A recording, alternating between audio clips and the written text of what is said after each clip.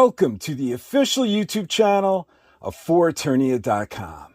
I'm your host AJ, and today we're doing an unboxing and a mini review of the Masterverse 2.0 Masters of the Universe New Eternia Wave 11 Trapjaw figure.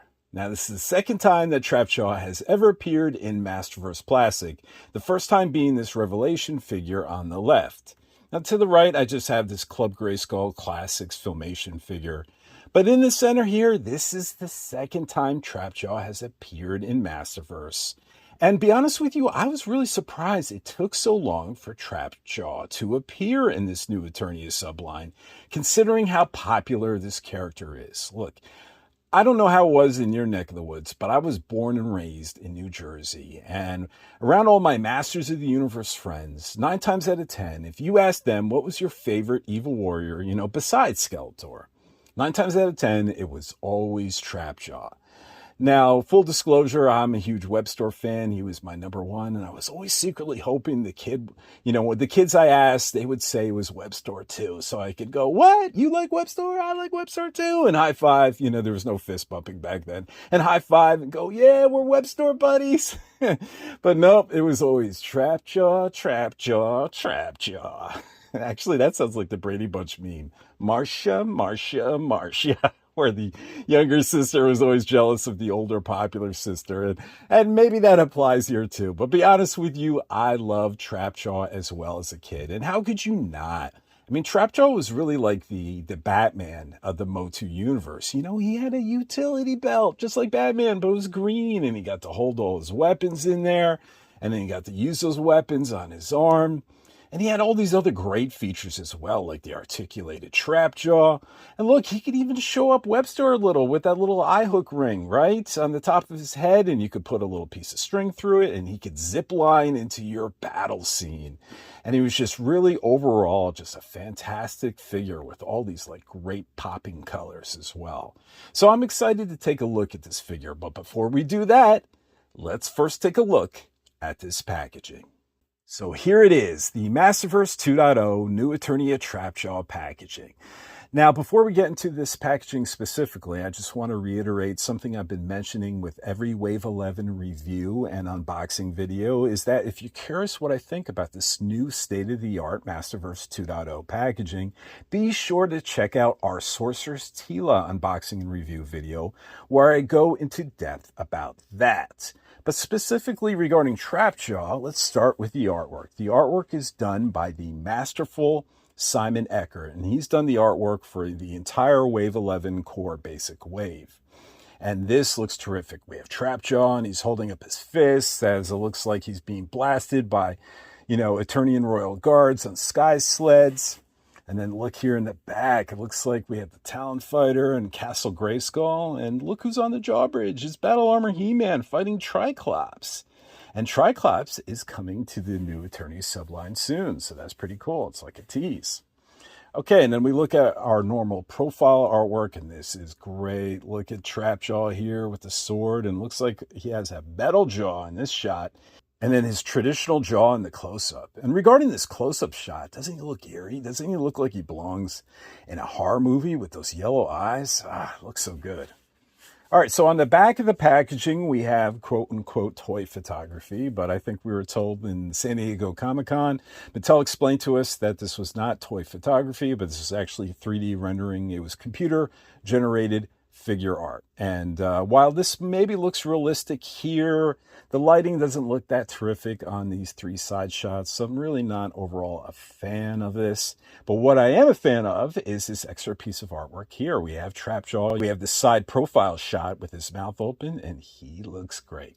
All right, so let's check out this bio. It says, Trapjaw, evil and armed for combat. Victory was in reach as Trapjaw raised his cybernetic claw over Man-at-Arms. As He-Man summoned the power of Grayskull, Trapjaw suddenly crossed dimensions into a shattered world, New Eternia. Be honest with you, it's too short to be sweet, but it is what it is. I prefer the longer bios of the original Masterverse packaging. But all right, so that's it in regards to Trapjaw's packaging. Now let's take a closer look at that figure. So here's the new Eternia Trapjaw in 360 degrees, and he looks fantastic. Let's first start with this arm. This looks like a giant gear, a giant sprocket. It looks unnatural. It doesn't belong there. That it's not meant for a mechanical arm. It looks like a monstrosity of parts that is assembled almost like Frankenstein's monster. It just looks unnatural, this arm. It almost looks like a torturous device that I almost feel bad that Trapjaw is wearing it. And the paint is just terrific. It's like this brush metal. It just looks fantastic. And that same paint carries on to the shoulder armor here. And I like this purple armor here. Oh, I like the painting here as well. And oh, I love the belt. It looks like there's a nice wash to it around the skull and crossbones. And look at the thigh armor. This green, it's like translucent. It almost looks like there could be lights behind it. You hit a switch and it lights up. All right, all this is looking fantastic to me. Let's get this off the dice and let's first take a closer look at that head sculpt. So here's Trapjaw's head sculpt and paint application to that head. I think he looks fantastic.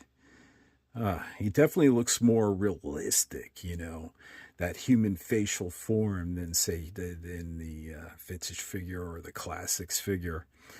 And he looks very eerie, very monstrous, you know, again, like very Frankenstein monster. And I really love that look. Love the yellow eyes. It's painted really well. And one thing I might complain about at first is I don't like the fact that the jaw doesn't match the helmet. The jaw is much more purple and the helmet's sort of like pinkish red. I'm not sure why it's not matching. In the vintage figure, it did match. I believe in classics, it does match. But here it's off. It was off in the Revelation figure too, but so I'm not sure. But I mean, that's not really a deal breaker. All right. So let's take a look inside that jaw here and see what's going on. See that gore. Yeah, I'm not loving that. You know, the problem with that is if that's supposed to be gory, it's too uniform. You know, there's too much symmetry there. There should be a little more madness in regards to his jaw being ripped off. Yeah, it looks too surgical. So that could be better. But otherwise, I really love this head sculpt. This is awesome. So in regards to articulation, man, this robotic arm is not going to be a problem. This rotates here, tilts here.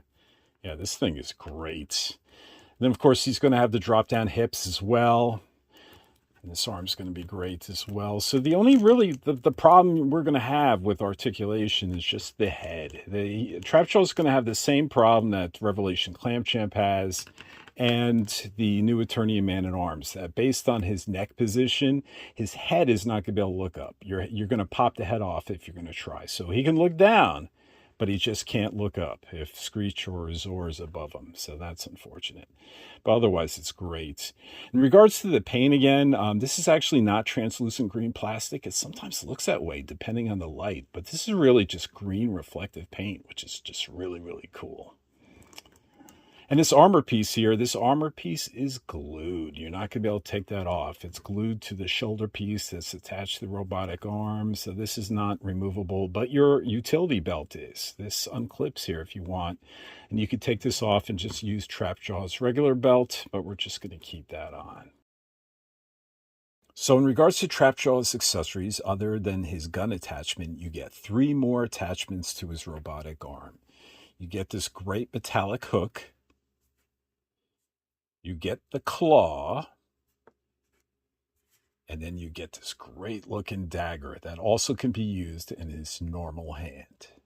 So here is Trapjaw with his hook attachment. And here is Trapjaw with his dagger attached to his robotic arm.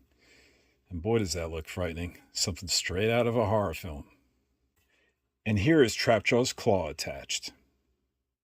So it wouldn't be Trapjaw if he didn't have places to store his weapons, like on his belt, and a hoop for his dagger on his back. So 2 more things about Trapjaw's claw. First, it's articulated. But secondly, you might be wondering why the bottom of the claw is so small, and that's because you can actually remove it. Then remove Trapjaw's jaw and use the bottom of the claw for a new jaw, a new like metallic jaw.